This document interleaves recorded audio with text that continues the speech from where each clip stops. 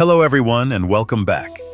Today, our discussion delves into a subject as ancient as it is urgent: toxic relationships. Whether it's between partners, within families, or even among friends, unhealthy dynamics leave deep marks on our hearts and minds. What's truly fascinating is that these struggles are not new. Scripture itself is replete with accounts warning us of the dangers that unfold when love is distorted. Today, we'll explore these warnings, from the aftermath of Eden to the tragic unions in the history of Israel, so that we might discern healthy, life-giving bonds in our own lives. Before we examine specific cases, let's ground ourselves in the timeless truths found in Scripture. Consider the words of 1 Corinthians chapter 13, verses 4 through 7, which describe love as patient, kind, and enduring. It is the blueprint for all relationships. Similarly, Ephesians chapter 5, verses 25 through 33, instructs husbands to love their wives self-sacrificially, just as Christ loved the church, while wives are called to respect and honor their husbands. These passages remind us that mutual care and respect are not modern ideals, but divine mandates. Other verses, such as Colossians chapter 3, verse 14, which says that love binds everything in harmony, and Galatians chapter 5, verse 13, which encourages serving one another in love, underscore the importance of relationships that nurture rather than deplete us. Let's start at the very beginning. The story of Adam and Eve. After being expelled from the Garden of Eden, Genesis chapter 3 verses 17 through 19 and chapter 3 verses 22 through 24, their relationship was irrevocably altered. No longer cushioned by the perfect harmony of Eden, they began a life defined by toil, hardship, and the emergence of blame and guilt. Their efforts to rebuild life outside paradise impacted the way they related to one another, laying an early foundation for the ripples of discord that would affect their progeny. In their struggle to cope with consequences of disobedience, we witness the early, unintended seeds of relational strain. Next, consider the tragic tale of Samson and Delilah, recorded in Judges 16. Samson, endowed with great physical strength by God, placed his trust in the wrong hands. Delilah's manipulative pursuit exploited Samson's vulnerability, using love and seduction as a guise to betray him. Her betrayal not only stripped him of his God-given strength, but also stands as a stark reminder of how misplaced trust in an intimate relationship can lead to personal ruin. This story challenges us to examine whom we allow into the most vulnerable corners of our lives. The relationship between Jacob and Esau is as complex as it is instructive. Even before their birth, a prophecy in Genesis chapter 25, verse 23 foretold, "Two nations are in your womb, and two peoples from within you will be separated." Esau's impulsiveness, illustrated when he traded his birthright for a bowl of stew, Genesis chapter 25, verses 29 through 34, and Jacob's cunning in deceiving his father in Genesis 27, sowed discord between the brothers. The ramifications of their rivalry not only divided a family, but also laid the groundwork for historical conflict between their descendants. Their story teaches us that deceit and favoritism in relationships can echo for generations, affecting the well-being of entire communities. Lastly, we turn to the politically charged and morally tumultuous relationship of Ahab and Jezebel. As recorded in 1 Kings chapter 16, verses 29 through 31, King Ahab's marriage to Jezebel, a Phoenician princess dedicated to the worship of Baal, ushered in an era of idolatry and corruption.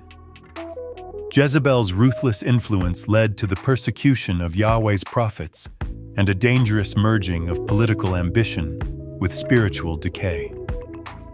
This alliance, steeped in manipulation and the abuse of power, demonstrates how toxic relationships in leadership can not only devastate personal lives, but also undermine an entire nation's moral compass.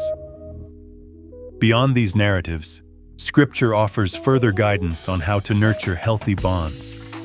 For instance, 1 Peter chapter 4, verse 8 reminds us, "Above all, love each other deeply, because love covers over a multitude of sins."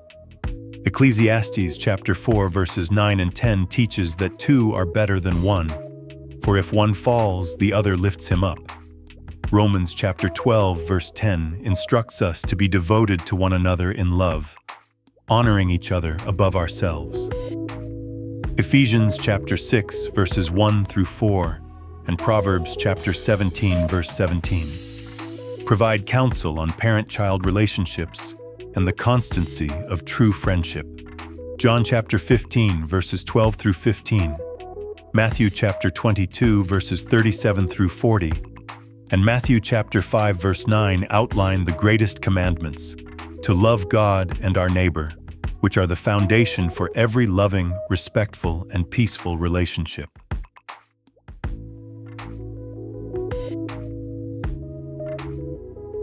As we move forward to the present time, let's define toxic relationships beyond the everyday disagreements. True toxicity involves patterns of manipulation, control, and persistent negativity that slowly erode our self-worth. Modern psychology tells us that constant exposure to such behavior leaves emotional scars, triggers anxiety and depression, and even affects our overall health. As the Bible wisely states in 1 Corinthians chapter 15, verse 33, "Do not be misled. Bad company corrupts good character." This ancient truth reminds us that the influences we allow into our lives carry tremendous weight. When we examine relationships between men and women, the Bible offers clear expectations that, when ignored, can lead to toxic dynamics. In the ideal set forth in Ephesians chapter 5, verses 25 through 33, husbands are called to love their wives sacrificially, just as Christ loved the church, while wives are called to respect their husbands. Yet when love gives way to control or neglects genuine care, the relationship loses its foundation. Misunderstandings, selfish ambition, and unchecked anger can quickly transform a mutual bond into one of manipulation and pain. For instance, when a partner habitually dismisses the other's feelings or uses emotional manipulation to assert power, the biblical call to mutual love is betrayed. Incorporating insights from Proverbs chapter 22, verses 24 and 25, which warn, "Make no friendship with a hot-tempered person, nor associate with one easily angered," we see the importance of surrounding ourselves with relationships that uplift rather than diminish our character. Family relationships, though often our strongest bonds, are not immune to toxicity. The heartache of dysfunctional family dynamics, whether between parents and children or amongst siblings, can leave deep, lasting wounds. The Bible speaks directly to these challenges. In Ephesians chapter 6, verse 4, parents are admonished, "Fathers and mothers, do not provoke your children to anger, but bring them up in the discipline and instruction of the Lord." When parental authority turns into control or neglect, or when siblings are caught in cycles of rivalry and resentment, it disrupts the harmony that our families are meant to provide. Similarly, Romans chapter 12, verse 18 reminds us, "If it is possible, as far as it depends on you, live at peace with everyone." This verse isn't just a call to personal peace. It's an invitation to actively work toward healthy, nurturing relationships within our families, even when past wounds seem too deep to heal. Ancient scripture has always been clear. Our relationships should help us reflect the love and balance that God intends. Beyond the specific admonitions for personal behavior, the Bible frequently warns against the dangers of aligning ourselves with those who lead us astray. For example, 2 Corinthians chapter 6 verse 14 cautions against being unequally yoked with those whose values conflict with our own, an advice that applies to friendships, marriages, and even family bonds when toxic behavior takes hold. These warnings remain as vital today as they were centuries ago. They urge us to examine our hearts, set healthy boundaries, and cultivate relationships defined by respect, genuine care, and mutual growth.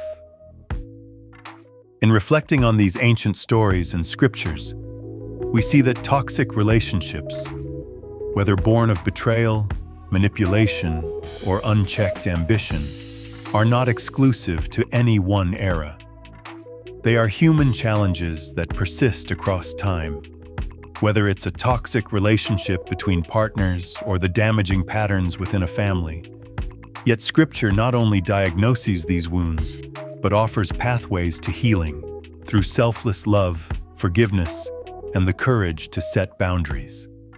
Ask yourself, do the relationships in your life echo the ideals laid out in 1 Corinthians chapter 13 verses 4 through 7? Or do they reveal the dangers seen in the tales of Adam and Eve, Samson and Delilah, Jacob and Esau, and Ahab and Jezebel? Or do the relationships in your life mirror the compassionate, respect-filled model outlined in Scripture? If not, consider what changes you might need to protect your heart and health. By embracing divine wisdom, we can transform our connections into sources of mutual strength and healing. Thank you for joining us on this exploration of ancient warnings and eternal truths. As you reflect on these stories and scriptures, we invite you to share your insights or personal experiences in the comments below. If you found this discussion helpful, please like and subscribe for more conversations where timeless wisdom meets our modern lives. Remember, transformation begins with awareness, and every healthy relationship is built on a foundation of love, respect, and the courage to change.